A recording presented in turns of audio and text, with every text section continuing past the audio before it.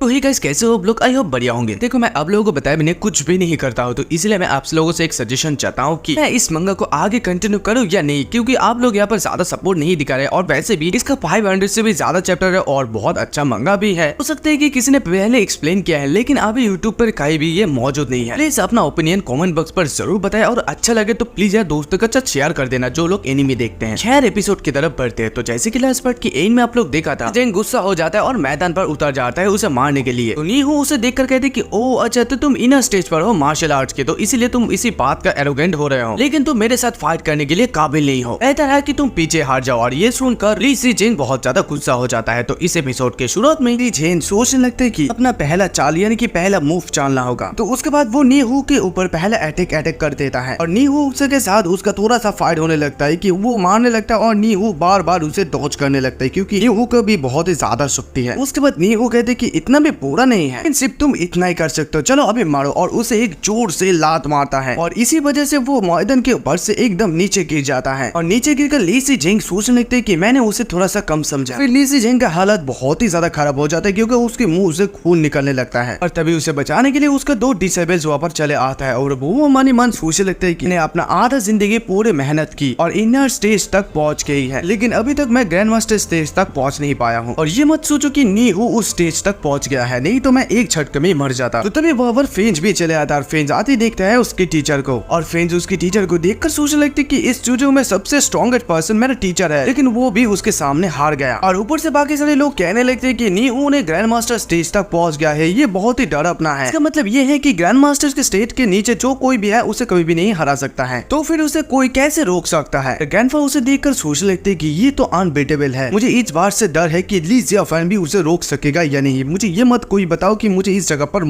रोक कर मरना होगा। अभी मिशु ग्रैंडफा की हाथ पकड़कर कहते कि ग्रैंडफा चिंता करने की कोई जरूरत नहीं है, टीचर जरूर नीहू को हरा देगा, मैं उस पर बिलीव करती हूँ। तभी ग्रैंडफा कहते कि ये सब कुछ गॉड के हाथ पर है, जो कुछ भी होना है वो होगा। तभी नीहू फिर से कहते कि क्या यहाँ पर कोई है, अगर यहाँ पर आना चाहते हो तो आ जाओ और मरो। और फिर ग्रैंडफा से कहते कि हे सुपियांचे, आज मैं तेरा मुंह के सामने पूरे चुजू की मार्शल आर्ट्स कलाकारों को कुचल दूंगा। मैं भी देखूंगा कि तू क्या कर सकता है। चुजू में ऐसा कौन सा चीज है सबसे जिसे स्ट्रॉन्ग माना जाता है, लेकिन मेरे आंखों के सामने वो इंसेक्ट है यानी कि पतंग। तो तभी वहाँ पर अचानक से और एक मास्टर आ जाता है। वो आकर कहते कि मैं आ गया हूँ, मैं हूँ ताओ बाई, मैं इमोर्टल सीट्स का सीट मास्टर हूँ और नीहू हमारे चुजू में मार्शल आर्ट्स लोगों को कम हाथ मांगना। अभी तुम भाड़ में जाओ। और उसके ऊपर फायर करता है और नीहू अपनी पावर की मदद से उस फायर को रोकता है। ये रोकने के बाद नीहू कहते कि क्या आप सोचते हैं कि इस बंदूक में जो स्पिरिचुअल पावर है, इसका जो शक्ति है वो बहुत ही ग्रेट है, और वो इतना तेजी से आता है कि वो मास्टर उसे देख ही नहीं पाता है और वो आते उसके बंदूक को तोड़ देता है। और नाइडू इतनी तेजी से इस ताओ भाई को मारता है कि इसका रिएक्शन ही बहुत ही ज्यादा स्लो होता है। फिर उसके मुंह में बहुत ज्यादा जोर से मुक्का मार देता है और नीहू कहने लगते हैं कि मेरा इस अल्टीमेट पावर के सामने तुम लोग एक कचरे की तरह हो। इस जुजू में कोई भी ग्रेट मार्शल आर्ट्स नहीं है। मैं यहाँ पर जो कोई भी देख रहा हूँ सब है डम। और फिर शो के पास आकर कहते कि शो बियांजिंग, आज तुम्हारा मरने का दिन है, लेकिन मैं तुझे इतनी आसानी से मरने नहीं दूंगा। मैं तुझे एक अंधेरी जगह पर लॉक करके रखूंगा और दिन ब दिन तुझे टॉर्चर करता रहूंगा स्लोली स्लोली। तू मरना चाहेगा लेकिन मर नहीं पाएगा, तू जिंदा रहेगा लेकिन इंसानों की तरह जिंदा नहीं रह पाएगा।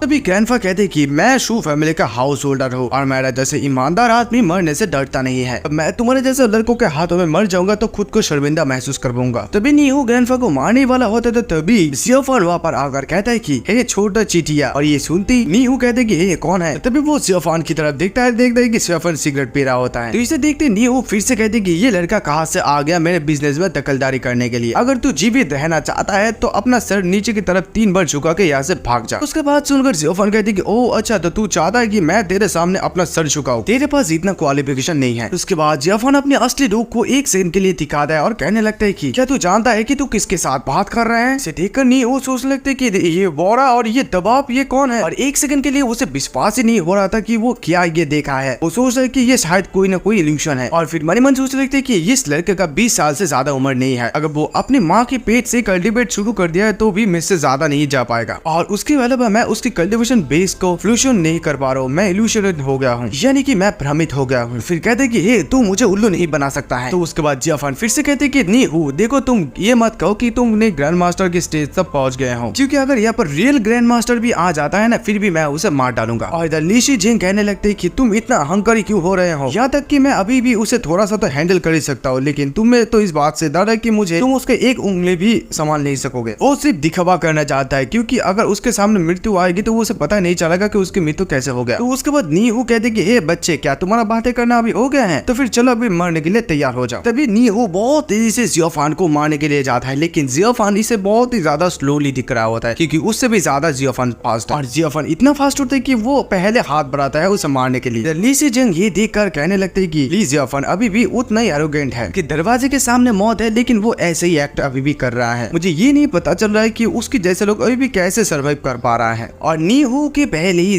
जियोफान उसके पेट में बहुत तेजी से अटैक करता है, यानी कि हमला करता है। इसी हमले की वजह से वो पीछे की तरफ खिसक जाता है और मन ही मन सोचने लगता है कि डैम, मैं इस लड़के को थोड़ा कभी आग रहा था, लेकिन उसका कोई कल्टिवेशन बेस नहीं है, लेकिन क्लियरली वो अब अपनी ट्रू आइडेंटिटी छुपा रहा है। वो एक ग्रेट एक्सपर्ट हो तो सिर्फ ये दिखावा करते हैं कि वो एक कमजोर आदमी है, उसको हवा भी टल सकता है। और उसके बाद नीहू के मुंह से खून निकलने लगता है। तो उसके बाद नीहू अपने चारों तरफ एक प्रोटेक्शन बैरियर बना देता है। जियोफान से कहते हैं कि ए, तुम तो लड़ने में बहुत ज्यादा अच्छे हो, तो तुम इस प्रोटेक्शन बैरियर को तोड़ के दिखाओ। इस प्रोटेक्शन में एक गोली को भी रोक सकते हो, तो तुम कौन सा खेत के मूली हो? तभी जियोफान एक थप्पड़ जैसे मारते ठीक वैसे ही मार के उसका वो शील्ड को यानी कि बैरियर को तोड़ देता है। तो उसके बाद जियोफान फिर से कहती है कि तू मेरे सामने खिलौने के जैसा है और तू मेरे सामने बड़े बड़े बातें करने का हिम्मत करता है। और फिर नीहू मन ही मन सोचने लगते है कि ये यंग मार्शल एक्सपर्ट कहाँ से आ गया, मैं उसके साथ मुकाबला नहीं कर सकता हूँ, ये अच्छा नहीं है, मुझे यहाँ से भागना होगा। और वो यहाँ से भागने लगता है। तो जियोफान उसे देखकर कहने लगते कि ओ अच्छा, तो तुम भागना चाहते हो, तो तुम्हें लगता है कि तुम ऐसे भाग जाओगे और बच जाओगे। और फिर जियोफान अपने हाथ की मुट्ठी को बहुत ही ज्यादा बड़ा बनाता है और उसके हाथ की मुट्ठी पर ही उसे दबोच लेता है। और जियोफान की इतना पावर देखकर बाकी सारे लोग कहने लगते हैं क्या ये असल में इंसान है? इस जुजू में नीहू एक रेस्पेक्टफुल एक्सपर्ट है और इसने 3 चालों में उसे मार डाला। क्या ये ग्रैंड मास्टर लेवल का रियल पावर है? तो उसके बाद जियोफान के सामने ग्रैंडफा चले जाता है। बात ग्रैंडफा झुक कर कहते हैं कि इन फ्यूचर में आपके सारे बातें सुनूंगा। और सू फैमिली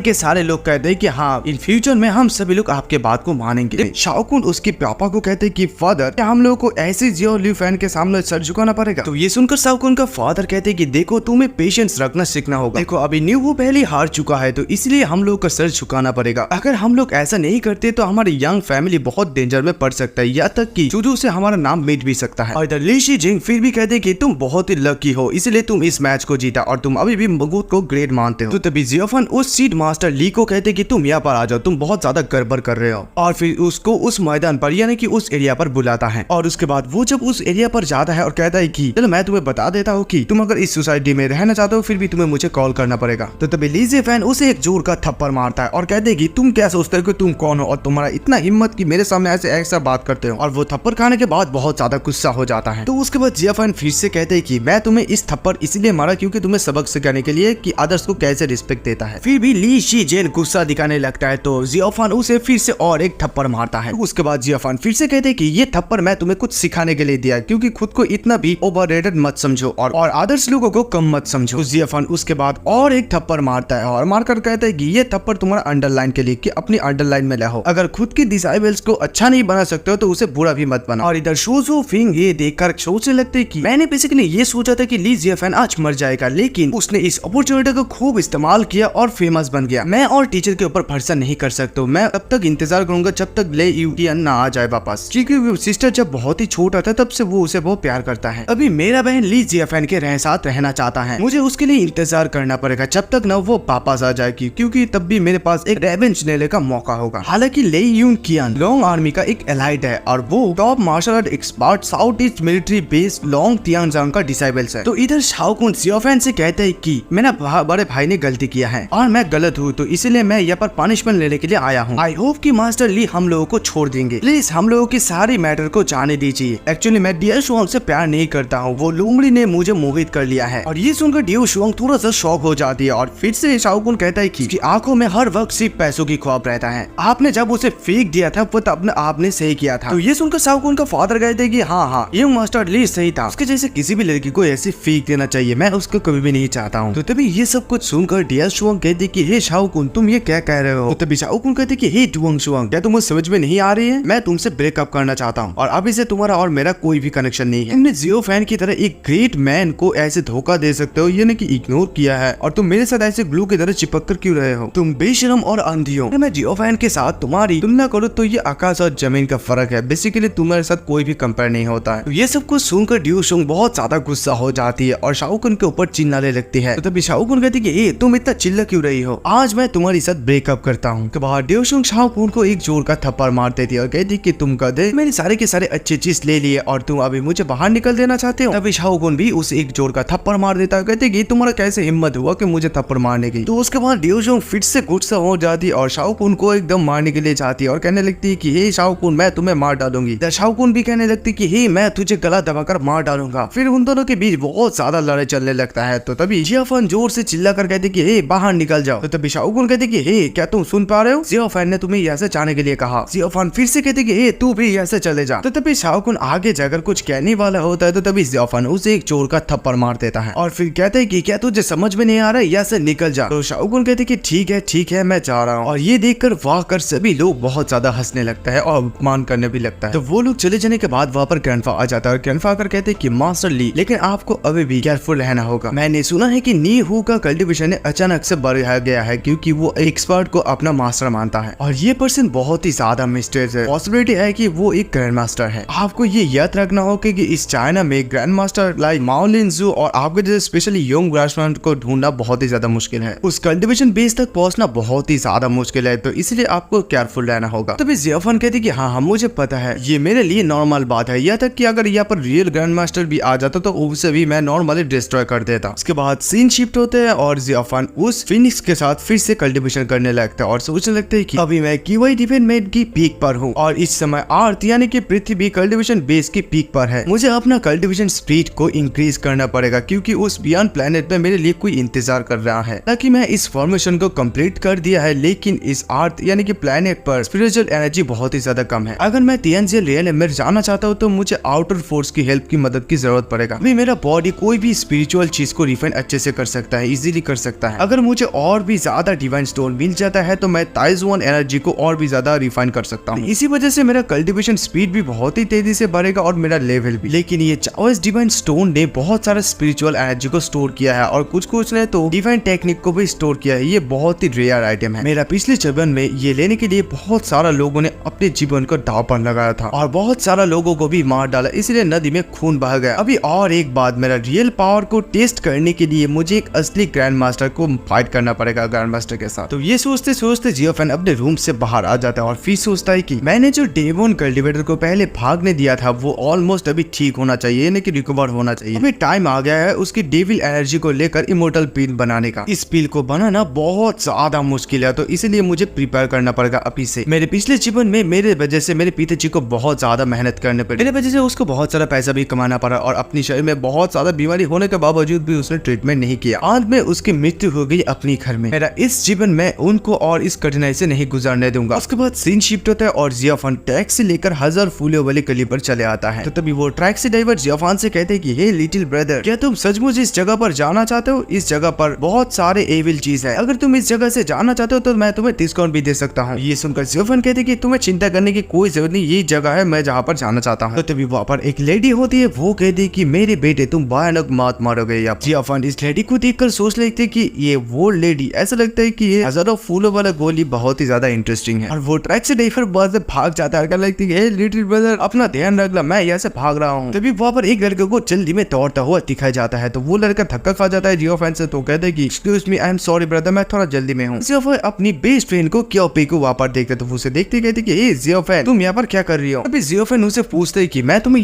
ये पूछना चाहता हूँ कि तुम्हारे पास ये जूस पेपर और इस कैंडल की क्या जरूरत है? उसके बाद भाई कहते हैं कि क्या मैंने तुम्हें नहीं बताया था कि मेरा माँ एक बीमारी से गुजर रहा है और अभी वो हॉस्पिटल पे है। तो अचानक से उसका बीमारी बहुत ज्यादा बढ़ गया है और हॉस्पिटल वालों को ये समझ में नहीं आ रहा कि इसका इलाज कैसे किया जाए। कल मेरे पापा ने मास्टर लियू को इनवाइट किया है और मैंने ये भी सुना है कि वो जिंगबई में बहुत ज्यादा फेमस। मेरा फादर उसे सक्सेसफुल इनवाइट करने के लिए अपने पूरी कनेक्शन को इस्तेमाल कर रहा है। कहा है कि वो मेरे माँ की इलाज को ठीक कर सकता है, तो इसलिए मैंने उसकी जादू को चलाने के लिए ये सारी चीजें खरीदा है। तभी जियाफान पूछते कि ओ अच्छा, तो तुम इस जगह के पास ही रहते हो? तो तभी पी कहते कि हाँ, मैं इस 1000 फ्लावर एली के बगल में आनफू स्मॉल रेजिडेंस एरिया पर रहता हूँ। देखो जियाफान, तुम्हें जल्दी से जल्दी इस गली से निकल जाना चाहिए क्योंकि इस 1000 फ्लावर एली पर बहुत सारा एविल थिंग्स है। अगर मुझे ये चीज नहीं खरीदना होता तो मैं इस जगह पर नहीं आता। तो उसके बाद जियाफान क्योपी से कहते कि क्योपी, जैसे कि हम लोग अभी मिले तो तुम क्यों ना तुम्हारे माँ के साथ मुझे मिलवाओ, हो सकता है कि मैं उनका बीमारी ठीक भी कर सकता हूँ। और फिर मनी मन सोचने लगती कि ऐसा लगता है कि मास्टर लियू कोई स्कैमर हो सकता है। तो ये सुनकर पी कहते कि जियाफान, क्या तुम सचमुच मेरे माँ की बीमारी को ठीक कर सकते हो?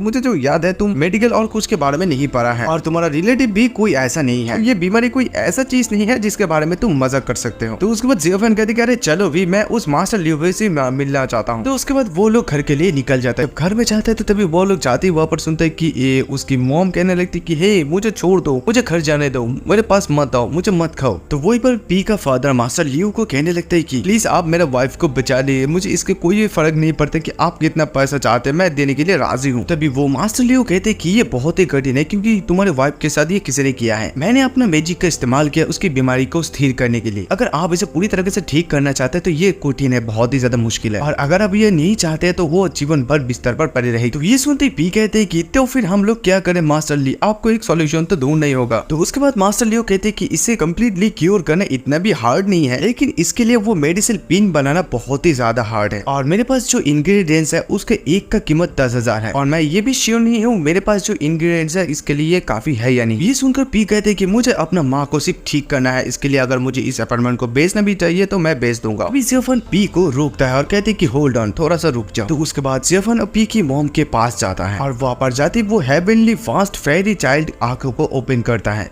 और वो आंखें खोलती उसने जो सोचा था वही है, क्योंकि उसकी माँ के सोल की एक टुकड़ा खो गया है और उसके शरीर के अंदर डर्टी चीजें भी है। और इसके पास जो और है इसके साथ वो डेमन कल्टीवेशन जिसके साथ जियोफेन ने फ्लावर एलिवे में पहले मिला था उसके साथ कोई ना कोई तो कलेक्शन है। और फिर सोचने लगते हैं कि लकीली मेरे पास अभी हेवनली फास्ट फेरी चाइल्ड है, अगर ये मेरे पास नहीं होता तो अगर आंटी के शरीर के अंदर बॉडी के अंदर जो है ये जानना बहुत ही ज्यादा डिफिकल्ट होता। तो उसके बाद जियोफेन कियोपी और अंकल से कहते हैं कि मैं इनको ठीक कर सकता हूँ, कोई भी हार्म नहीं कर रहा है, कोई भी इंसान ये कुछ भी नहीं किया है। अभी उसका शरीर यानी कि उसका बॉडी बहुत ही ज्यादा वीक हो गया है, तो इसीलिए उसके बॉडी पर एविल कब्जा कर रहा है। तो ये सुनकर वो मास्टर लियो कहते हैं कि छोटे भाई देखो, तुम गलत खाना खा सकते हो लेकिन गलत बातें नहीं कर सकते हो। तुमने कहा कि उसके ऊपर कब्जा किया है, लेकिन तुम मुझे ये बता सकते हो कि एक दिन में उसके ऊपर कैसे कब्जा किया जा सकता है, प्लीज एक्सप्लेन करो। ये सुनकर जियोफेन थोड़ा सा गुस्सा हो जाता है, कहते कि तुम अपना मुंह बंद रखो, मैं उसकी इलाज करने के लिए आया हूँ, तुम्हारे साथ झगड़ने के लिए नहीं। और उसके बाद अंकल और कियोपाई से पूछता है कि क्या आंटी वो हाजर फूलों वाली गली से नहीं जाते थे? ये सुनकर अंकल कहते कि शायद ऐसा नहीं है, हालांकि वो जगह काफी समय से अलग है, मतलब खाली है, लेकिन हम लोग इस जगह के पास ही रहते हैं, शायद हो सकता है कि हम लोग कभी कार लेके उसके पास से गुजर सकते हैं। तो ये सुनते जियोफेन कहते कि हाँ तो मैं सही था, उसे 1000 फ्लावर गली वाली जगह पर ही कब्जा किया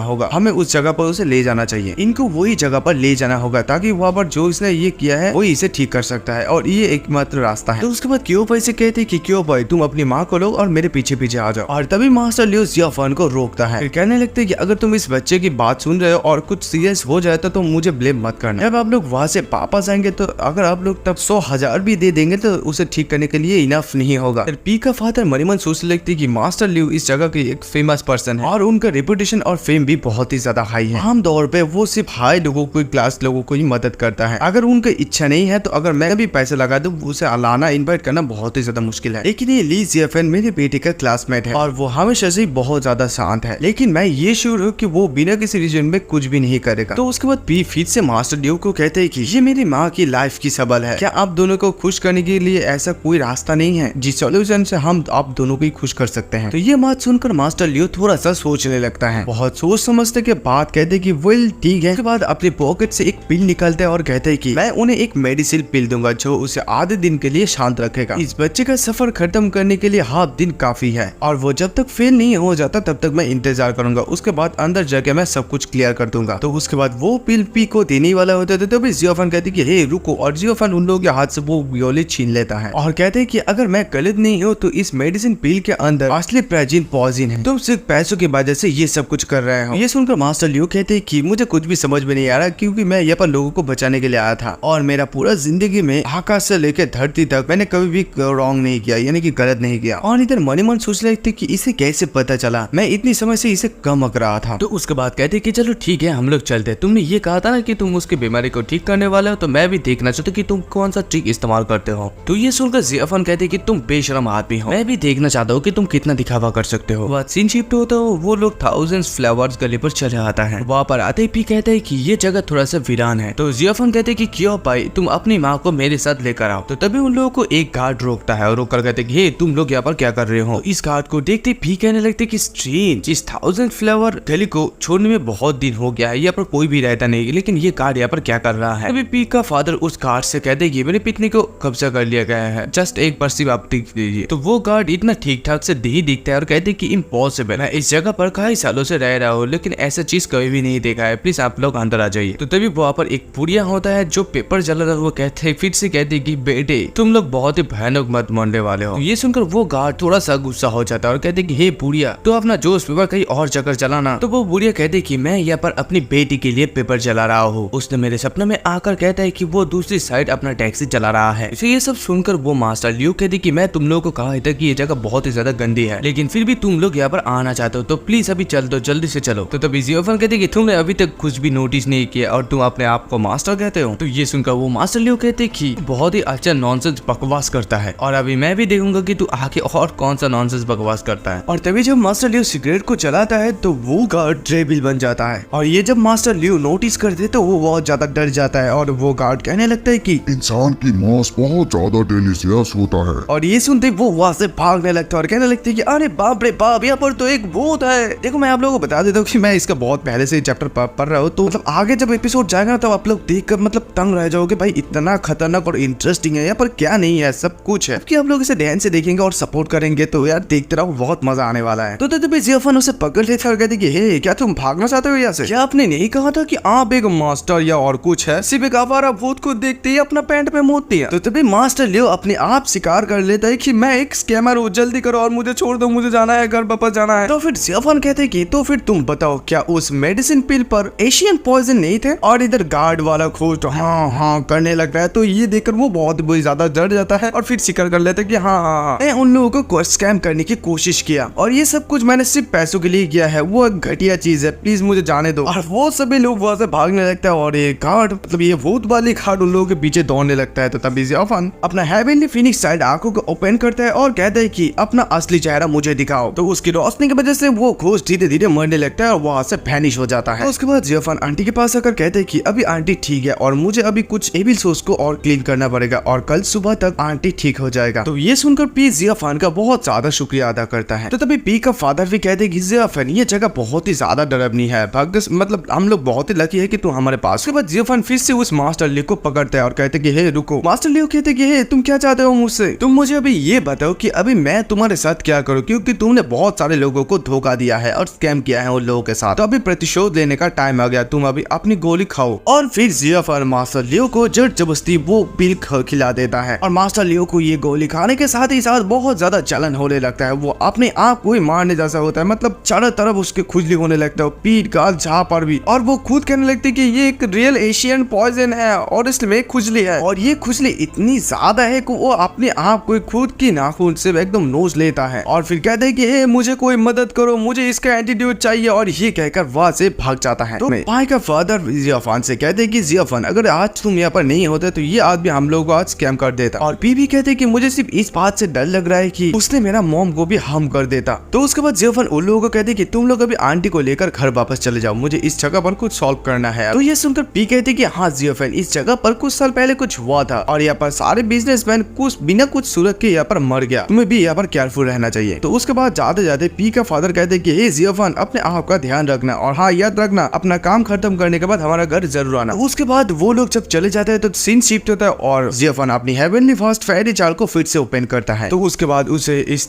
हजारों फूलों वाली गली में उस एविल एनर्जी का स्ट्रॉन्गेस्ट सोर्स मिल जाता है और वो सोचने लगता है कि डिमोन कल्टीवेटर के ही एक लेयर का जगह है। तो उसके बाद जियोफन धीरे धीरे उस जगह के सामने आगे बढ़ता है और उसको वहाँ पर एक एशियन टॉम दिखता है। तो ये देखकर वो सोचने लगते हैं कि मुझे बिलीव ही नहीं हो रहा है कि इस जगह पर यानी कि इस गली पर एक एशियन टॉम भी एग्जिस्ट करता है। तभी वो वहाँ पर वो बुढ़िया फिर से कहने लगते कि हे मेरे बेटे तुम यहाँ पर बहुत ही ज्यादा भयानक मौत मारोगे, तुम्हें देखकर तो ऐसा लगता है कि तुम मेरे बेटे के जैसे सेम एज की हो, क्या तुम इस जगह पर रह सकते हो और मेरे बेटा बन सकते हो? और ये बुढ़िया भी एक घोष्टी है। बाद में अचानक से वो बुढ़िया अपने असली रूप पर चले आता है और कहने लगता है कि जैसे कि तुम यहाँ पर आ गए हो तो तुम इस जगह से मत जाओ, इस जगह पर रुको और मेरी बेटा बन जाओ, इस एशियन टॉम को मेरे साथ यहाँ पर प्रोटेक्ट करो। और एकदम भूत के जैसा रोने लगता है, भूत जैसा करता है। और इधर जियोफन उसे कहते कि तुम एक आवारा भूत हो और तुम मुझे रोकने की हिम्मत करते हो। तो तभी वो बुढ़िया यानी कि वो घोस्ट कहते कि जो भी मेरा मास्टर की एशियन टॉम पर कदम रखता है वो मर जाता है और जियोफन को मारने के लिए आता है। और तभी जियोफन अपनी शक्ति का इस्तेमाल करता है और और जियोफान की शक्ति से वजह से वो धीरे धीरे गायब होने लगता है। तो वो बुढ़िया कहने लगता है कि ए मैं मरना नहीं चाहती हूँ, मैंने अभी तक मेरे बेटे को नहीं ढूंढ लिया है। उसे मारने के बाद जियोफान सोचने लगता है कि ये मत सोचो वो डेमन कल्टीवेटर बहुत सारा यहाँ पर आवारा भूत को एकत्रित किया है, लेकिन मेरा ये ताइजोन एनर्जी नेचुरली इस खोज की एनर्जी से लड़ सकता है। और उसके बाद जियोफान उस स्टॉर्म के अंदर चले जाता है और फिर से सोचने लगता है कि अगर मेरे पास ये ताइजोन एनर्जी नहीं होता तो मैं एक नॉर्मल पुजारी के होने खातिर यहाँ पर मर जाता। और उस स्टॉर्म के अंदर जाते ही वो वहाँ पर उस डेमन कल्टीवेटर को देख लेता है। वहाँ पर वो डेमन कल्टीवेटर उस डिवाइन स्टोन के साथ कुछ कर रहा होता है, यानी कि कल्टीवेट कर रहा होता है। और ये देखते जियोफान सोचने लगती है कि ये तो डिवाइन स्टोन है। तो तभी वो डेमन कल्टीवेटर अपने आंखें खोलती है। तभी वो डेमन जियोफान से कहती है कि ओ तो तभी ये तुम हो इंसान, तुमने मेरे कल्टीवेशन बिजनेस को खत्म कर दिया है। तो उसके बाद जियोफान कहते हैं कि पिछली बार मैंने तुम्हें भागने दिया इसलिए क्योंकि तुम मेरे लिए कुछ उपयोग हो, लेकिन इस बार मैं तुम्हें बख्श नहीं करूंगा। तभी वो डेमन भी कहती है कि हाँ मैं मानती हूँ कि मैं उस समय आपके साथ बराबरी के नहीं थी और तुम्हारी जीवन शक्ति को चूज कर उसे हैंडल भी नहीं कर सकती, लेकिन इस बार कुछ अलग है। मैं इस जगह का एडवांटेज लेता हूँ, मतलब इस जगह की एनर्जी को, लेवल एनर्जी को लेता हूँ डेमन रियलम पर जाने के लिए। अभी मेरी और काबिल नहीं हो, तुम मेरे साथ अभी लड़ाई नहीं कर सकते हो। तो उसके बाद वो डेमन एनर्जी के सारे डेमन एनर्जी को एक साथ करती है। तो ये देखकर जियोफान कहती है कि ऐसा लगता है कि तुम कुछ ही समय में कल्टीवेट करके नॉर्मल डेविल से डेमन बन सकते हो, तुम्हें कुछ टैलेंट आ गया है इस समय। अपनी हाथ से वो स्टार्स डिवाइन स्टोन को फेंक दो, मेरे सामने झुक जाओ और मेरे लिए 100 साल तक मुझे सेवा करो, उसके बाद मैं तुम्हारी जान को बख्श दूंगा। लेकिन वो डेमन फिर भी ध्यान नहीं मानती और कहती कि तुम सपने देखते रहो, तुम कौन होते हो मेरे फ्यूचर को डिसाइड करने वाले। और उसके बाद वो पूरी एनर्जी के साथ जियोफान के ऊपर हमला करती है और जियोफान इस एनर्जी को अपने हाथ की मुट्ठी पर ही रोक लेता है। तो उसके बाद जियोफान कहते हैं कि देखो तुम्हारा शक्ति और मेरा शक्ति के अंदर का लेवल बहुत ही ज्यादा फर्क है, तुम सिर्फ इतना ही कर सकते हो। और फिर ताइजोन अपनी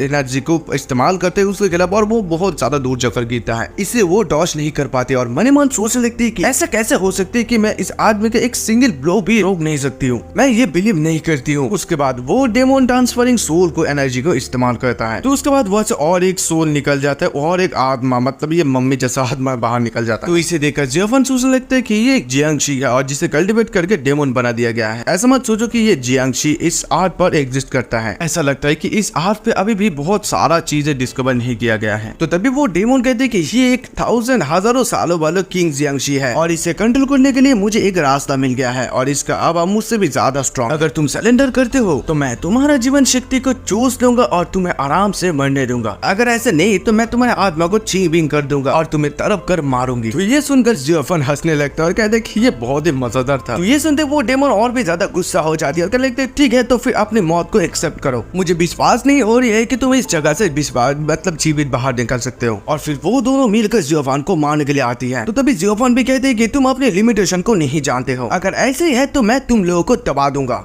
और तभी वो डेमन देखते हैं वो किंग वाले डेमन जो है अचानक से गायब होने लगती है। तो वो सोच लगती है ये अचानक गायब क्यों हो रही है, ये अच्छी बात नहीं है। और इधर जियोफान हवा में उड़कर कहने लगते हैं कि एक ग्रेनेड मैं तुम्हें वो चीज कैसे करना दे सकता हूँ कि जो तुम करना चाहते हो, और फिर डिस्ट्रॉय कर देता है इन सभी। और उसके बाद जियोफान इन सारे के सारे डेमन को दबा देता है और वो लेडी डेमन नीचे एकदम दब जाती है। फिर वो लेडी डेमन कहने लगती है कि आखिरकार ये कौन सा टेक्निक है, मैं इसे रोक भी नहीं सकती हूँ। तो उसके बाद जियोफान कहती है कि क्या तुम मुझे सफा करोगे या मरोगे। और उसके बाद वो किंग डेमन वहां से भाग जाता है और वो किंग जियांगशी धीरे धीरे गायब होने लगता है। तो ये देखकर वो डेमन सोचने लगती है कि इवन उसने इस 1000 इयर्स जियांगशी को भी इजीली मार दिया। तो तभी वो डेमन एडमिट कर लेती है और कहने लगती है मैं गिव अप, मैं हार गई, मैं आपकी सेवा करने के लिए राजी हूँ, मैं अपनी इच्छा से इस डिवाइन स्टोन को दे देती हूँ, प्लीज मुझे छोड़ दीजिए। तभी जियोफान कहते हैं कि तुम्हें ये पहले ही करना चाहिए था। और वो पत्थर डिवाइन स्टोन देने के समय वो डेमन कहती है कि आप इस पत्थर को ऐसे देखिए जैसे कि आपको पता है कि इसके साथ कैसे एक्ट करने हैं, नहीं तो ये आपको वैनिश कर देगी इस वर्ड से। और उसके बाद जियोफान इस पत्थर को देखकर सोचने लगते कि एक बार जब मैं इस डिवाइन स्टोन को अपनी बॉडी पर एब्सॉर्ब कर लूंगा तो मुझे गॉड का आशीर्वाद मिल जाएगा और मेरा कल्टीवेशन स्पीड भी बहुत ही ज्यादा तेजी से इंक्रीज हो जाएगा। अगर मैं इसी तरह से चलता रहा तो इस प्लैनेट में मेरे लिए स्पिरिचुअल पावर कल्टीवेट करने के लिए बहुत ही ज्यादा कम है, लेकिन मेरे पास ये चॉइस डिवाइन स्टोन है तो मुझे इस बात की विश्वास है कि मैं जल्दी की वही डिवेलपमेंट स्टेज को ब्रेक कर सकती हूँ। तो उसके बाद मैं ताइजोन रियलम या कोई और रियलम पे जा सकती हूँ, ये मेरे लिए अभी सपना नहीं, यह हकीकत हो सकता है। तो उसके उसके बाद वो डेमन फिर से कहती है कि अगर मैं आपको सरेंडर कर दूं और आप जो चाहते हैं मैं वो चीज आपको दे दूं, क्या आप मुझे जाने दे सकते हैं? तो तभी जियोफन कहते हैं कि जैसे कि तुम मेरे अभी सेवक बन गए तो तुम अपनी असली रूप मुझे क्यों नहीं दिखाते हो? उसके असली रूप बाहर निकलने में उसे मदद करता है। वो डेमन कहने लगी नहीं नहीं ऐसा मत करो प्लीज। और उसके बाद वो देखती है कि उसकी ट्रांसफॉर्मेशन टूट गई है, वो अपने असली रूप में फिर से वापस आ गई है। मैंने इस ट्रांसफॉर्मेशन के लिए बहुत सालों से कल्टीवेशन किया और तुमने कैसे ऐसा कर सकते हो? तो तभी थोड़ा जियोफन गुस्सा दिखाता हुआ कहता है कि तुम्हारा इतना हिम्मत कि तुम मेरे साथ ऐसे बात कर रहे हो। वो लड़की देख बहुत ज्यादा डर जाती है और कह लेती है मैं फिर से ये दोबारा नहीं करूंगी। तो उसके बाद जियोफन उसे पूछता है कि चलो तुम्हें मुझे अपना असली नाम बताओ और तुम ये बताओ तुम्हें ये डिवाइन स्टोन कहाँ से मिला? तो फिर वो लड़की कहती है कि मेरी नाम है लियानु और मुझे सचमुच इस चार्ल्स डिवाइन स्टोन के बारे में कुछ भी पता नहीं है। जब उस दिन आपने मुझे घायल किया तो उसके बाद इस चार्ल्स सिंह के पास से ये मुझे मिल रही है। तो उसके बाद मैंने नोटिस किया कि ये मेरी कल्टीवेशन में मदद कर सकती है, तो इसलिए मैं इसके अपने साथ ले आई। और फिर मनी मन सोचने लगती है कि तुम गधे हो, मैं तुम्हें सिर्फ ये दिखावा करूंगी कि मैं तुम्हारी बश में आ गई हूँ और जब मुझे खुलापन मिलेगी मैं तुम्हें 100 टुकड़ों में काट दूंगी। तो इधर जियोफन सोचने लगते हैं कि इस चार्ल्स डिवाइन स्टोन पत्थर के साथ इस जियांगशी का कोई ना कोई तो कनेक्शन है। इससे पहले मैंने जिन सारे डेमोन्स को मारा है तो वो लोग इस जियांगशी को प्रोटेक्ट करने जाता है। और फिर लियोनु से पूछता है कि ए लियोनु, क्या तुम ही हो ना जो इस थाउजेंड्स फ्लावर्स मतलब गली वाला एरिया में तुमने सारे राक्षसों को एकत्रित किया है? तो लियोनु कहती है कि नहीं ऐसा नहीं है, मैं इस जगह को अपनी कल्टीवेशन के लिए सूटेबल देखी तो मैं यहाँ पर आ गई और मुझसे पहले यहाँ पर ये सारे डेमोन्स थी। तो ये सुनकर जियोफन सोचने लगते हैं कि इस हजारों फूलों वाली गली में मैं जो सोचा था उससे भी ज्यादा रहस्य है। जियोफन अपने दोस्त के घर में जाता है तो वहाँ पर जाते ही पी कहता है कि जियोफन थैंक यू वेरी मच, तुमने मेरा माँ की बीमारी को ठीक कर दिया है। बहुत सालों से कोई भी इसे ठीक नहीं कर पाई लेकिन सडनली तुमने ठीक कर दी। और इधर पी का फादर भी जियोफन का शुक्रिया अदा करता है और उससे कहते हैं कि हमारे फैमिली के पास इनफ कोई भी चीज नहीं है जिसको देकर तुम्हें मैं धन्यवाद कहूँ। और फिर जियोफन को एक तोहफा देता है और इसे एक्सेप्ट करने के लिए कहता है। उसके बाद पी जियोफन से कहते हैं कि तुम अभी इस बिल्डिंग को 1 बिलियन देकर खरीद सकते हो, लेकिन अभी तक कोई भी हिम्मत नहीं किया इस बिल्डिंग को खरीदने के लिए। तो ये सुनकर जियोफन सोचने लगते कि 1 मिलियन क्या अभी भी कोई सी जगह इतनी सस्ते में बिक रही है? और अभी मैं इस जगह से एविल एनर्जी को भी वैनिश कर दिया हूँ और मैं कुछ ही समय के बाद इस आर्ट को छोड़ दूंगा। तो उसके बाद ये प्रॉपर्टी मैं अपनी पीढ़ी के लिए खरीद सकता हूँ, वो अपनी ऐशो आराम जिंदगी के लिए इसे इस्तेमाल कर सकता है। उसके बाद अंकल और कियोपी को कहते हैं कि आंटी अभी ठीक है और मुझे थोड़ा सा काम है तो मैं पहले जा रहा हूँ यहाँ से। तभी पी का मॉम कहती कि जियोफन बहुत ही अच्छा लोग है तो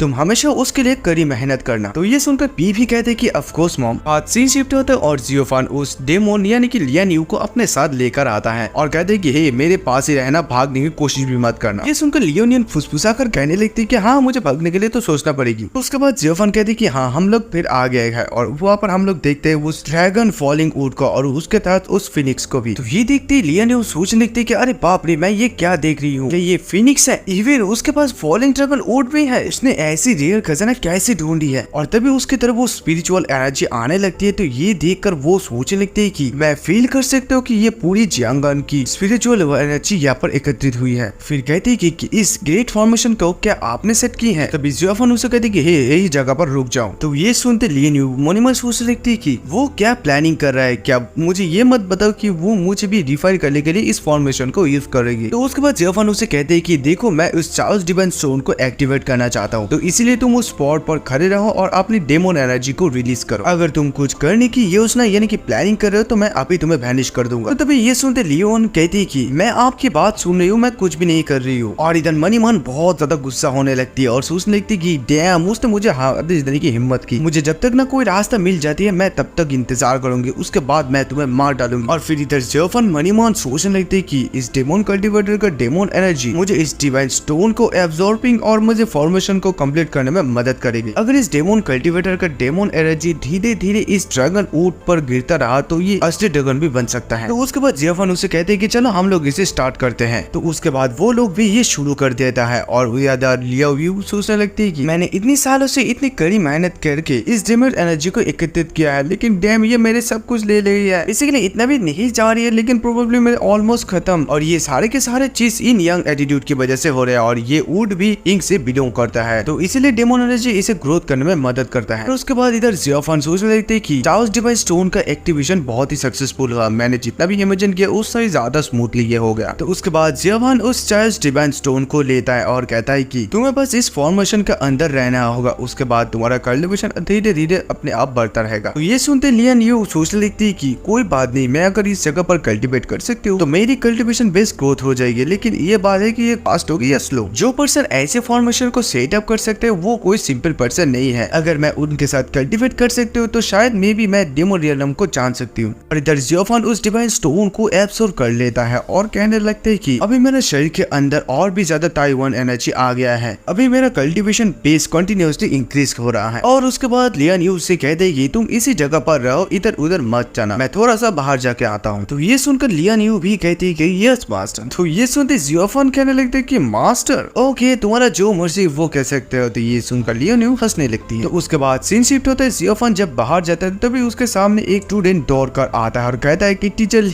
ये बहुत ही ज्यादा बुरा हो गया और इस लड़के को बहुत ज्यादा घायल दिख रहा था। तभी जियोफॉन कहते कि यंग जिमू क्या हुआ है, तुम्हें किसने मारा है। तो तभी जिमू कहते कि टीचर ली ये बहुत ही ज्यादा बुरा हुआ कि शू मिंग हाओ वापस आ गया है। तो ये सुनकर जियोफॉन कहते कि ओ अच्छा शू मिंग हाओ वो इस टाइम यहाँ पर वापस आया है। जिस टाइम उसे स्कूल वापस आना था वो उस टाइम नहीं आया और इतने सालों के बाद वो यहाँ पर आया है। मैं अभी उसे ढूंढने के लिए जाता हूँ और उसके साथ मुझे कुछ डील करना है। उसके बाद जिमू फिर से कहते कि टीचर वो शू मिंग हाओ किलर स्टार है और वो फिर से वापस आकर सभी लोगों को परेशान कर रहा है और वो हम लोगों को ये ब्लेम कर रहा है कि हम लोग उसका सपोर्ट देना छोड़ दिया है और आपका कुत्ता बन गए हैं। तो वो आते ही पहले अपने क्लासमेट को पीटा और उसके बाद जब कोई टीचर ये साइन नहीं कर पाया तो उसे कुछ कह नहीं दिया तो टीचर को भी सर पे मारा। हम में से एक अभी कोमा में है, पता नहीं वो अभी बच पाएगा या नहीं। हमारा सारा का सारा क्लासमेट का पैर टूट गया है। अगर मैं जोर से दौड़ता नहीं तो मेरा भी पैर टूट जाता। वो शू मिंग हाओ बहुत ही ज्यादा अहंकारी है। वो अपनी फैमिली की पावर की वजह से बहुत ज्यादा साहसी है तो इसलिए वो किसी का भी परवाह नहीं करता है। आपको ढूंढने के लिए बहुत सारे लोगों को इस्तेमाल कर रहा है। बेहतर होगा कि आप यहाँ से भाग जाइए क्योंकि वो इस साइड ही आ रहा है। तो ये सब बातें सुनकर जियोफॉन भी बहुत ज्यादा गुस्सा हो जाता है और कहने लगता है कि अगर वो मुझे निशाना बनाया है तो मैं उसके लिए यहाँ पर इंतजार करूंगा, उसे आने दो यहाँ पर। तो उसके बाद जियोफॉन उन लोगों के पास जाता है और जाकर कहता है कि क्या तुम लोग यहाँ पर शोर मचा रहे हो? तुम लोग ही हो जो इस जगह पर ऐसे प्रॉब्लम बना रहे क्रिएट कर रहे हो। इधर सारे के सारे शू मिंग हाओ के लोग ये नारा लगाने लगता है कि जियोफॉन को इस स्कूल से बाहर निकालो। तो उसके बाद शू मिंग हाओ सीधे जियोफॉन को देखकर कहते ओ अच्छा तो तुम जियोफॉन हो तो तुम एक नॉर्मल गाय हो। इस तरफ देखो, इस डिस्टेंस के बारे में तुम्हारा क्या ख्याल है? जियोफॉन जवाब देता है कि मुझे लगता है कि ये बिल्कुल बेकार है, मतलब खराब चीज है, एकदम तुम्हारे जैसे बदसूरत और यूजलेस। तभी उनमें से एक लड़का कहता है कि ली जियोफॉन तुम ये मत सोचो कि तुम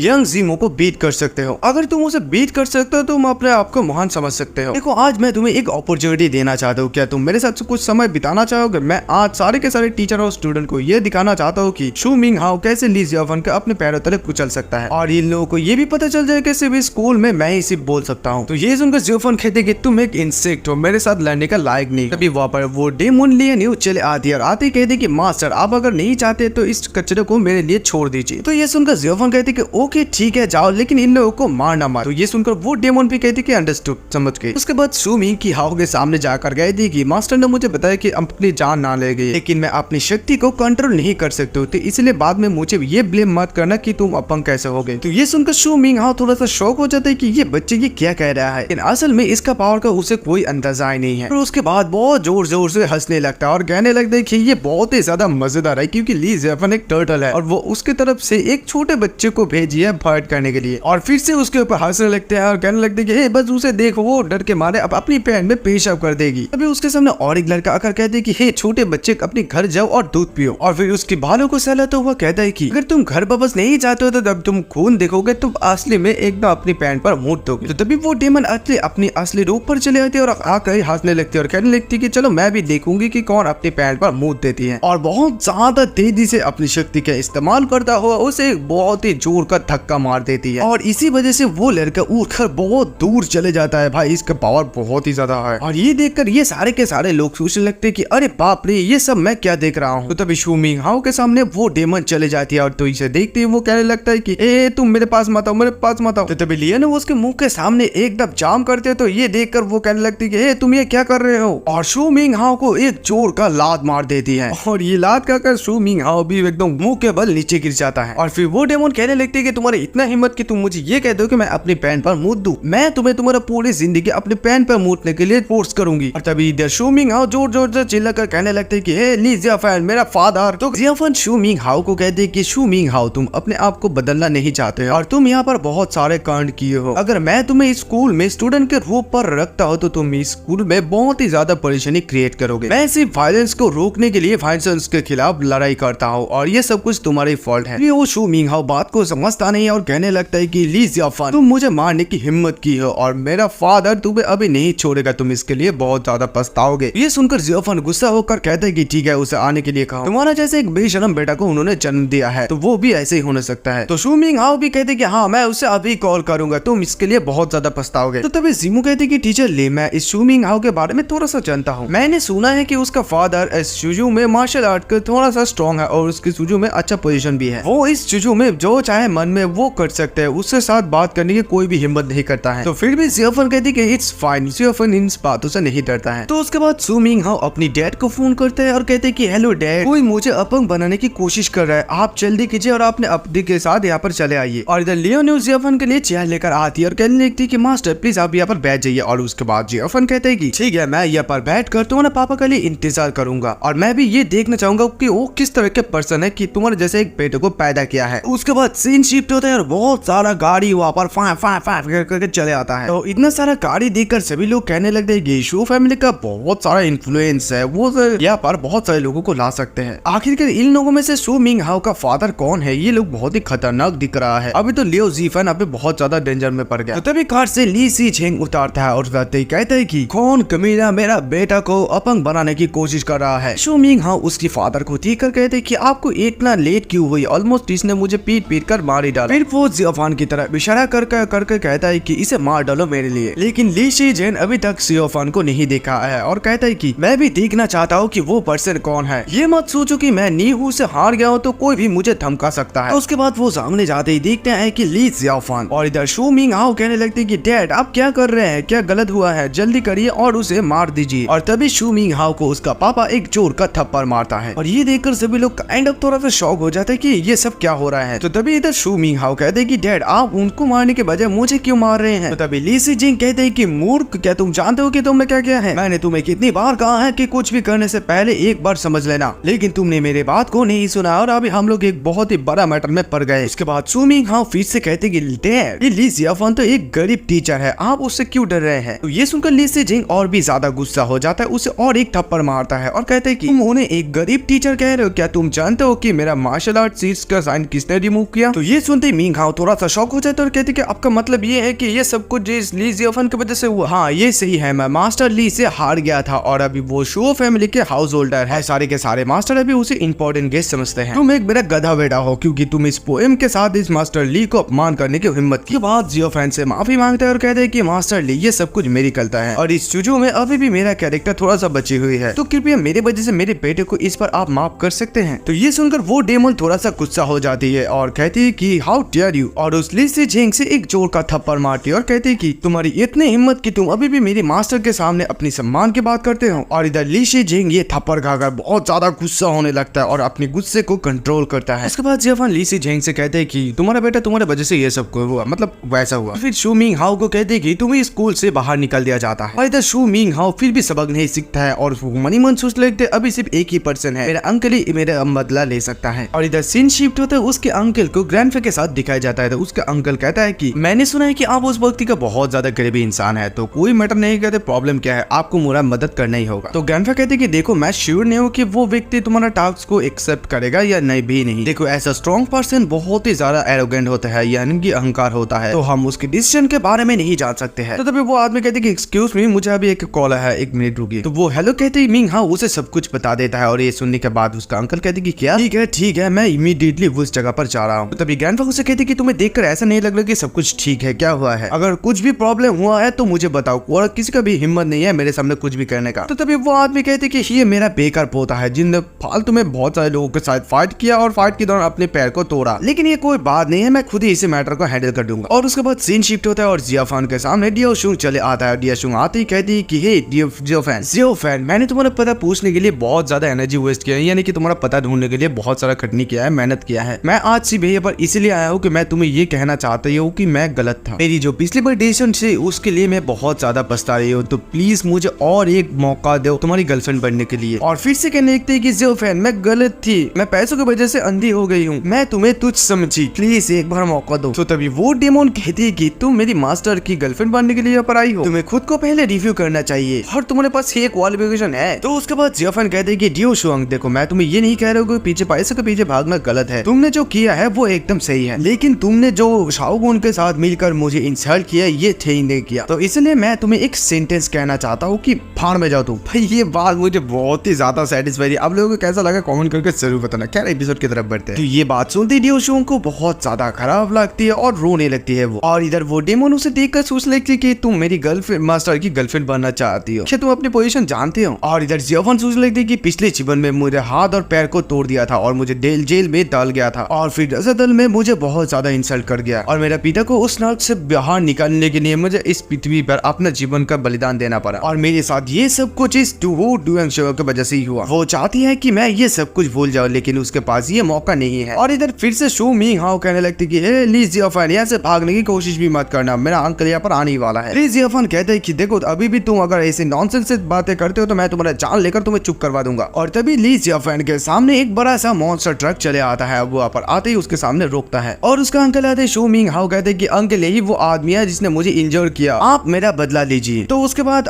उसका अंकल और जियोफन अपना फेस टू फेस आता है। तो उसके बाद वो अंकल जी जियोफन के सामने भो करता है और भो करके कहते हैं कि टीचर ली, मेरा गनसर ने जो कुछ भी किया है मैंने उसके बारे में सब सुना है। मेरा पोता ने बहुत सारा अहंकारी काम किया है, जैसे कि अपने क्लासमेट को मारा, टीचर को इंजूर कर देना, और आपने जो उसके साथ किया है उसके लिए वो उसका हकदार है। मैं उसका अंकल हूँ और ये सारे के सारे मेरा रिस्पॉन्सिबिलिटी है और ये सब कुछ मेरा फॉल्ट है कि मैं उसे एक अच्छा इंसान नहीं बना सिखा पाया। इसके लिए मैं आपको ब्लेम नहीं कर रहा हूँ और हमने जो किया है इसके लिए मैं आपसे तहे दिल से माफी मांगता हूँ। इधर मिंग हाओ कहने लगते कि हे अंकल ये आप क्या कर रहे हैं, आप क्या नहीं देख पा रहे कि ली जियोफन ने मेरा पैर को तोड़ दिया है। मेरा फादर इस ली जियोफन से डरता है लेकिन आप क्यों डर रहे हैं। और ये सब सुनने के बाद उसका अंकल गुस्सा होकर उसे एक जोर का थप्पड़ मारता है और फिर कहते हैं कि ये बुरा आदमी बंदूक लेकर बैटलफील्ड पर खड़ा हो गया और अभी तुम भी चाहते हो कि तुम यहाँ पर खड़े होकर तुम भी गैंगस्टर बनो। ये मिस्टर ली सही है, हमें इस छोटे बच्चे को फिर से री एडुकेटेड करने पड़ेगा। नाउ अभी मेरे सामने से यहाँ से निकल जाओ। और तभी वहाँ पर ग्रैंडफा चले आता है। ग्रैंडफा आते ही कहते कि हे शूरोंग। वो शूरोंग ग्रैंडफा को देखते ही कहते कि सर आप यहाँ पर क्या कर रहे हैं। और ग्रैंडफा आते ही जियोफन को पो कर कहता है कि हेलो मिस्टर ली। और ये देखकर वो शूरोंग काइंड ऑफ शॉक हो जाता है कि ये सब क्या हो रहा है। जियोफा से ये कहता है कि मैं यहाँ पर एक कार का इंजन का आवाज सुना तो मैं थोड़ा सा डर गया तो इसी जगह की तरफ भागा कि मिस्टर ली को ना कुछ हो जाए। तो उसके बाद ग्रैंडफा शूरोंग को ये कहते हैं कि मास्टर ली यही आदमी है जिसको आप ढूंढ रहे थे। सुनकर शूरोंग थोड़ा सा शौक हो जाते कि क्या मैं जिस आदमी को ढूंढना तो वो यही है। तो उसके बाद जियोफन से कहते कि ओ तो आप ही मास्टर ली हैं। उसके बाद ग्रैंडफा जियोफन से कहते हैं कि देखो ये सब बातें यहाँ पर नहीं किया जा सकता तो प्लीज मास्टर ली आप मुझे फॉलो कीजिए, हमें आपकी मदद की जरूरत है। तो तभी जियोफन कहते कि ऑलराइट ठीक है, मेरे पास आप लोगों के लिए कुछ सॉल्यूशन है। तो उसके बाद सीन शिफ्ट होता है, हमें और एक बिल्डिंग को दिखाया जाता है। तो वहीं पर हमें मास्टर ली, शूरोंग और ग्रैंडफा को दिखाया जाता है। मतलब यानी कि वो लोग उस जगह पर जाता है। वो लोग अंदर जाने के बाद शूरोंग जियोफन से कहते हैं कि इस बार हमें एक चाइना की फेमस सिंगर मू डोंगरोंग को बचाने के लिए आपकी मदद की जरूरत है। मू डोंगरोंग वो इस कंट्री का टॉप आइडल है, उसका एक्टिंग और वॉइस एकदम लाजवाब है और उसका लाखों फॉलोअर्स भी हैं। और नेक्स्ट वीक वो हमारी इस चुजू में एक वीक के लिए एक कॉन्सर्ट रखेगी और हमें उनकी सेफ्टी की गारंटी देनी पड़ेगी और एक बार ये खत्म होने के बाद हमें 100 मिलियन मिलेगा। सब कुछ सुनकर जियोफन कहते हैं कि आई एम सॉरी लेकिन मुझे खास कोई इतना इंटरेस्ट नहीं है किसी की आइडियल की बॉडीगार्ड बनने का। तो ये सुनकर शूरोंग फिर से कहते हैं कि देखो मू डोंगरोंग की फादर हमारे पुराना दोस्त है और उन्होंने हम लोगों के लिए बहुत ही ज्यादा सैक्रिफाइस किया है और वो जब यंग था तो वो उन्होंने अपनी बेटी के समय नहीं दे पाया और अभी वो एक सीक्रेट हथियार बनाने की रिसर्च में है और इस सीरम का रिसर्च एक बार जब सक्सेसफुल हो जाएगा तो हमारा सोल्जर का पावर और भी दोगुना हो जाएगा। अगर ये एक्सपेरिमेंट एक बार सक्सेस हो जाता है तो ये हमारे दुश्मनों के लिए बहुत ही ज्यादा खतरा बन जाएगा। तो इसीलिए हमारे एक्सपेरिमेंट को तोड़ने के लिए एनिमीज हमारे सीक्रेट बेस को ढूंढ रहे हैं और उनकी रिश्तेदारों को मार रहे हैं और मू डोंगरोंग एकमात्र रिलेटिव है मेरा दोस्त का। अगर उसे कुछ भी हो जाता है तो वो अपनी एक्सपेरिमेंट ऊपर फोकस नहीं कर पाएगा और उसकी पढ़ाई के ऊपर इसका रिजल्ट पड़ेगा और अगर ऐसा कुछ भी होता है तो हमारा ह्यूमन और रिसोर्स के जो इन्वेस्टमेंट किया है सब कुछ बेकार चले जाएगा। सो प्लीज मास्टर ली आप हमारे कंट्री को बचाने के लिए एक बार प्लीज सोचिए और मेरे खातिर मू डोंगरोंग को प्रोटेक्ट करने के लिए राजी हो जाइए। और द जियोफन उस एरियम सीरम के बारे में सोचने लगता है और ये सोचता है कि असल में रियलिटी तो ये है कोई भी ऑर्डिनरी पर्सन कल्टिवेशन की मदद से एक ऑर्डिनरी पर्सन से एक्स्ट्रा ऑर्डिनरी पर्सन बन सकता है और इस सीरम को इंजेक्ट करने के बाद उसका आउटसाइड फोर्स की मदद से उसका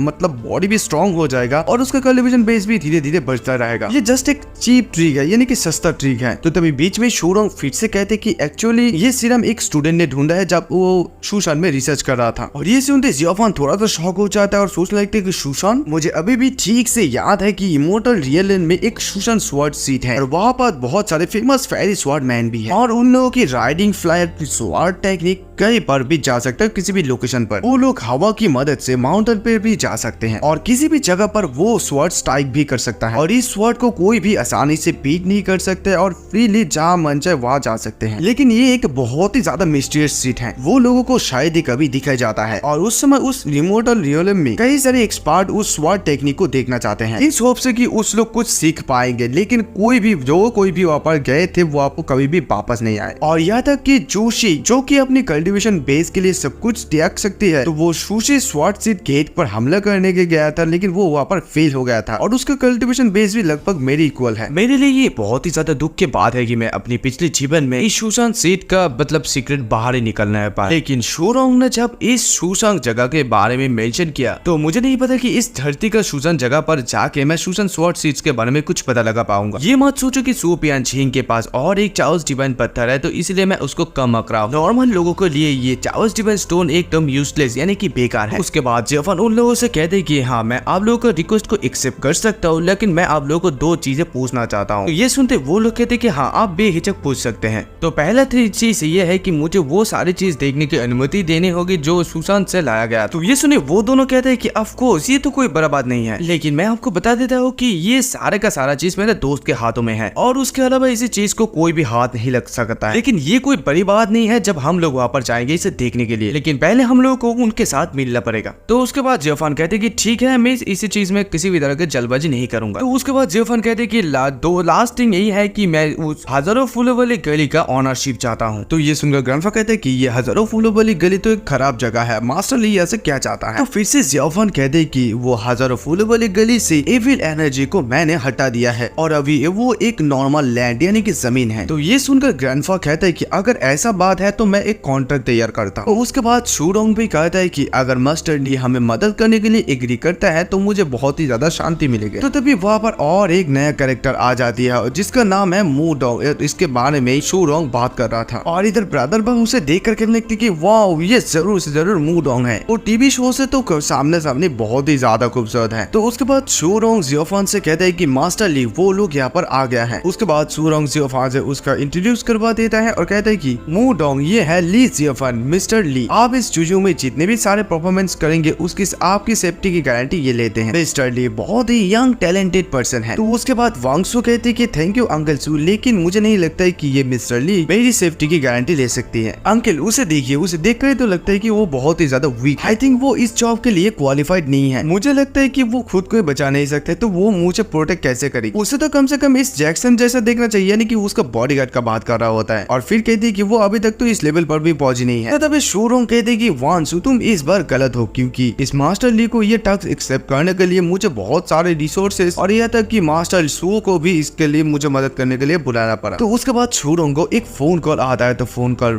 पकड़ते ही शूरोंग कहते कि हेलो, हाँ ठीक है मैं अभी पहुंचता हूँ। उसके बाद शूरोंग मिस्टर ली से कहते हैं कि मिस्टर ली प्लीज आप देखभाल कीजिए, मुझे थोड़ा इंपॉर्टेंट काम है तो मैं उनके साथ पहले निपट लेता हूँ। तो जाते जाते वांशु से ये कह जाता है कि वांशु मेरे बात को याद रखना और मिस्टर ली की बात ध्यान से सुनना। उसके बाद जब शूरोंग चले जाते हैं तो वांशु कहते हैं कि अभी तुम ऐसे चले जा सकते हो, मुझे आपकी प्रोटेक्शन की कोई जरूरत नहीं है, बट तुम्हें चिंता करने की कोई जरूरत नहीं है। मैं अंकल शू से कह दूं कि तुम्हें पैसा पे करने के लिए। ऐसा नहीं है कि मैं तुम्हें कम अक्री हूँ, लेकिन इस जुजू में जिस यंग ग्रैंड मास्टर ने नी हूं को मारा है मुझे उसको चाहिए। वो सिर्फ एकमात्र पर्सन है जो मेरी बॉडी गार्ड के लिए सुइटेबल है। तो ये सुनते जियोफान कहते कि ओ अच्छा, तो तुम जिस यंग ग्रैंड मास्टर के बारे में बात कर रहे हो वो मैं ही हूँ। देखो मैं प्रॉमिस को लेकर बहुत ही ज्यादा सीरियस हूँ। अगर मैं शूरोंग को ये बताया कि मैं तुम्हें प्रोटेक्ट करूंगा तो ये मैं कंप्लीट करके रहूंगा। तो ये सुनते ही वो वांगशु कहने लगते हैं कि ग्रैंड मास्टर और तुम देखो बहुत सारे ऐसे ग्रैंड मास्टर है जिसका फ्लैशी पर्सन है जो लोग, और उन लोग का आउटफिट ही बहुत ही ज्यादा फैंसी है। देखो तुम्हें देखकर बहुत ही ज्यादा नॉर्मल लगता है और तुम मेरे बॉडीगार्ड बनने के नाटक करने के साहस की हो। देखो तुम इसके लिए क्वालिफाइड नहीं हो। देखो तुम सिर्फ ग्रैंड मास्टर को इंसल्ट कर रहे हो। आई होप कि तुम दोबारा ये मत नहीं करोगे। और इधर वो बॉडीगार्ड बहुत ज्यादा गुस्सा हो जाता है, कहने लगे तुम्हारा हिम्मत कैसे हुआ कि तुम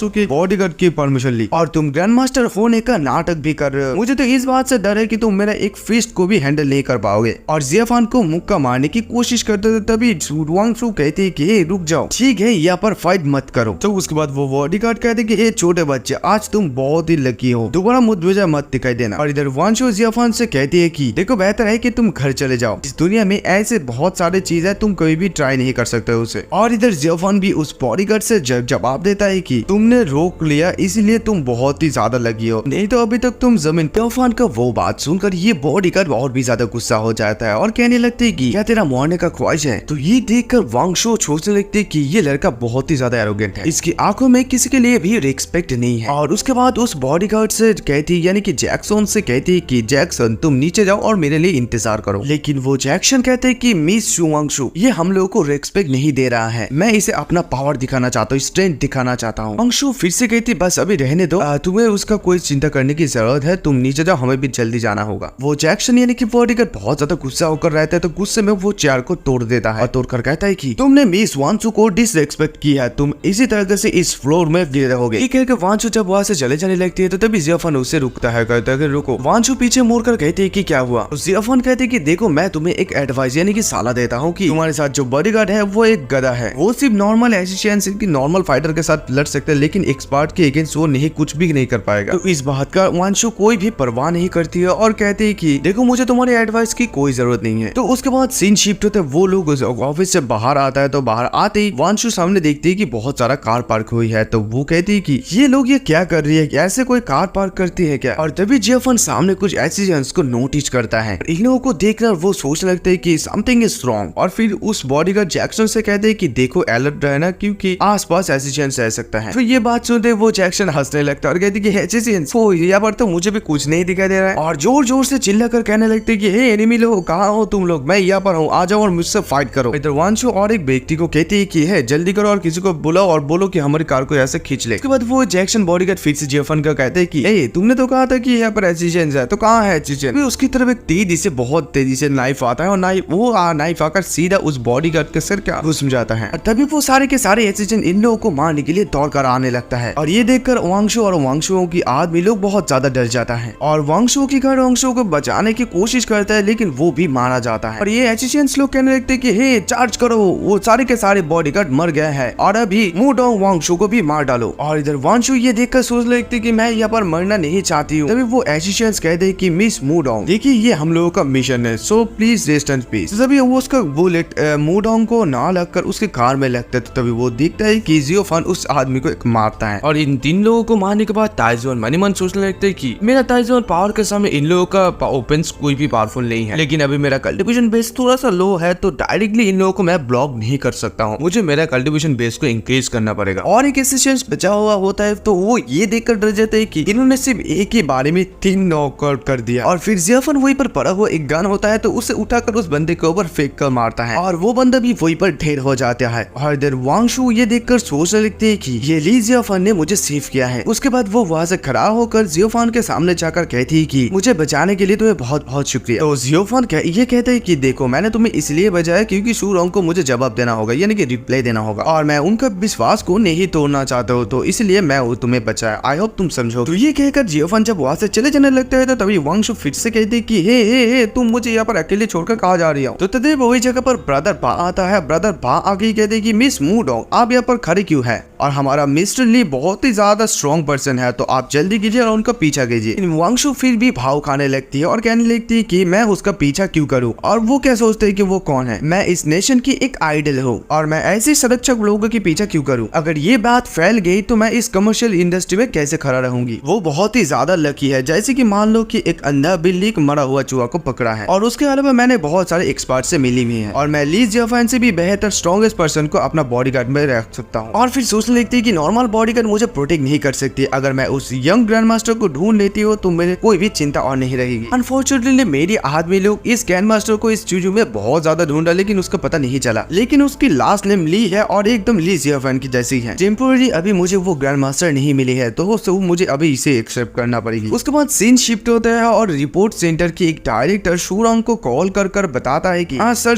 मैं आपको एक अनाउंस करने वाला हूँ कि देखिए मिस मूडोंग वांगशु की प्रोटेक्ट करने के ऐसा असाइनमेंट मैंने लिया है, तो मैं आई होप कि आप इसमें इंटरफेयर नहीं करेंगे। तो तभी मिस्टर सू भी कहते हैं कि देखो मैंने अपना बेस्ट कोशिश करके ली जियाफन को इनवाइट किया है और तुम कहोगे और मैं छोड़ दूंगा। तुम्हें क्या लगता है कि तुम कौन हो? तुम्हारा बॉस कौन है? मैं उससे सीधा बात करूंगा। तुमने जैसे एक यूजलेस पर्सन को इस्तेमाल किया है और जो मू डोंग वांग सू के एक डेंजर सिचुएशन में फेंक दिया। देखो मुझे तुम्हारे साथ बहस करने की कोई भी इंटरेस्ट नहीं है, सो प्लीज पागल मत बनो। ये सब कुछ सुनकर सू रोंग बहुत ज्यादा गुस्सा हो जाता है और फिर सोचता है कि नहीं, मुझे मास्टर ली को फोन करना पड़ेगा। उसके बाद सीन शिफ्ट होता है और मिस्टर ली के पास वो फोन कॉल आता है। तो फोन पकड़ते ही शू रोंग कहता है कि आई एम वेरी सॉरी, लेकिन मैं इमेजिन भी नहीं कर सकता मेरा सिचुएशन ऐसा आ जाएगा। वो बाव लोग बहुत ही ज्यादा अनडिजेबल है और मैं उन लोगों के साथ कुछ भी नहीं कर सकता हूँ। तो ये सब कुछ सुनने के बाद जियाफन कहते हैं कि आई अंडरस्टैंड। उसके बाद सीन शिफ्ट होता है, एक आदमी कार लेकर जियाफन के घर के सामने चले आता है। वहाँ पर आते वो आदमी कहता है कि डायरेक्टर सांग ये ली जियाफन कौन है? वो सब कुछ खुद ही अनाउंस करता है। वो इतना पागल है कि सब कुछ चीजों को बड़ा कर रहा है। मुझे नहीं पता कि इस ली जियाफन के पीछे कौन है और वो हमारे जिंगी संप्रदाय के साथ खुद को कंपेयर कर रहा है। और फिर मन ही मन सोचने लगती कि मैं इस जिंगी सीट्स का ओल्डेस्ट सीनियर हूँ और अभी मुझे इसके सामने सिर झुकाना पड़ेगा। ये बहुत ही अपमानजनक है। और फिर वो लोग जियाफन का दरवाजा खटखटाने लगता है और इधर डायरेक्टर झांग कहते कि ये हाई लीडर का रिक्वेस्ट है, अगर ये सू रोंग का बात नहीं होती तो मैं इस आदमी के पास आता भी नहीं, मैं ऐसा भूल भी जाऊँ। उसके बाद वो छोटा सा डेमन दरवाजा खोल दिया। कोला कहती कि ये क्या है? जिंगी और ओल्डेस्ट सीनियर कहता है कि हम लोग यहाँ पर ली जियाफन को ढूंढने के लिए आए हैं। तो उसके बाद वो लोग रूम के अंदर चले आता है। तो तभी जियाफन इन लोगों को देखकर कहते कि पता नहीं तुम लोग यहाँ पर क्यों आए हो। तो वो लोग जियाफन को देखते ही कहते कि ओ अच्छा, तो तुम जियाफन हो, तो तुम्हें देखकर तो एक सूखे लकड़ी की तरह लग रहा है। देखो तुम अभी से अभी और मुंह डोंग लोग को प्रोटेक्ट नहीं करने जाओगे, निश्चित रूप से तुम अपना लिमिट को नहीं जानते हो। तो तभी डायरेक्टर झांग कहते कि ओ अच्छा, तो तुम ली जियाफन हो, मैं डायरेक्टर झांग हूँ रिपोर्ट सेंटर का और मैं ऑफिशियली अनाउंस करते हुए तुम अभी से मुंह डोंग वांगसू को और प्रोटेक्ट नहीं करोगे बिकॉज तुम्हारे पास ये क्वालिफिकेशन नहीं है। क्या तुम समझ में आया तुम्हें? और फिर मन मन सोचने लगते कि ये सू रोंग बहुत ही ज्यादा यूजलेस लिख रहा है, वो ऐसे आदमी कैसे ढूंढ सकता है? वो हमारे आइडल की सेफ्टी को सीरियसली नहीं लेते। तो तभी जियाफन कहते कि अगर तुम लोगों का हो गया तो तुम लोग कैसे निकल सकते हो? अभी ये सुनकर डायरेक्टर झांग को बहुत ज्यादा खराब लगता है और बहुत ज्यादा गुस्सा भी हो जाता है। वो कहते हैं कि ली जियाफन, तुम जानते हो कि मैं कौन हूँ? और यहाँ तक कि सू रोंग भी मुझसे ऐसी बात करने की हिम्मत भी नहीं करता है। तुम्हें क्या लगता है कि तुम कौन हो? तो तभी जियाफन भी कहते कि देखो मैं तुम्हें ये सेंटेंस नहीं कहना चाहता हूँ, लेकिन तुम जानते हो कि मैं कौन और ये जगह कौन सा है। और ये सुनते वो ओल्डेस्ट सीनियर गुस्सा हो जाता है और जियाफन को मारने के लिए आता है और कहने लगते कि मुझे नहीं पता कि तुम कौन हो, लेकिन तुम्हें आज मैं एक सबक सिखाऊंगा। ये देखते ये छोटी डेमन भी बहुत ज्यादा गुस्सा हो जाती है और वो कहते कि हे क्या तुम मरना चाहते हो? ऐसा सिचुएशन देखकर डायरेक्टर झांग सोचने लगते हैं कि अगर किंग मिंग कोई भी परेशानी यहाँ पर क्रिएट करता है तो सू रोंग मुझ पर मुकदमा चलाएगा और उसके बाद सारा रिस्पॉन्सिबिलिटी मेरे सर पर आ जाएगा। और तभी वो उस किंग मिंग से कहते कि हे किंग मिंग रुक जाओ, और किंग मिंग भी वहीं पर रुक जाता है। और इधर छोटी डेमन भी बहुत ही ज्यादा गुस्सा होने लगती है ये सब कुछ देखकर। तो उसके बाद किंग मिंग कहते हैं कि मैं सिर्फ डायरेक्टर झांग के ऑर्डर के वजह से तुम्हें छोड़ दिया। और ये सुनकर ये छोटी डेमन इधर सोचने लगते हैं कि तुम बहुत ही ज्यादा लकी हो क्योंकि तुमने हमारे मास्टर को टच नहीं किया। अगर तुम टच किए होते तो अभी तक तुम एक लाश बन जाते। इस एपिसोड के एक्सप्लेनेशन